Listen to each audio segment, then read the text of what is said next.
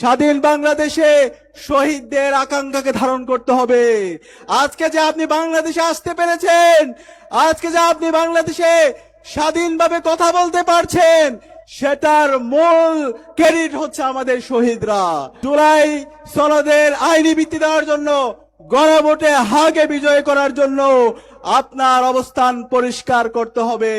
যেই অধিকার ফিরানোর জন্য আবু সাইদ নিজের জীবনকে উৎসর্গ করেছে, চট্টগ্রামে ওয়াসিম নিজের জীবনকে উৎসর্গ করেছে, এরকম হাজারো মানুষ যারা নিজের জীবনকে উৎসর্গ করেছে, উৎসর্গকে মূল্যায়ন করতে হলে আমরা যে জুলাই সনদে স্বাক্ষর করেছি, সেই জুলাই সনদকেও আমাদের সম্মান করতে হবে।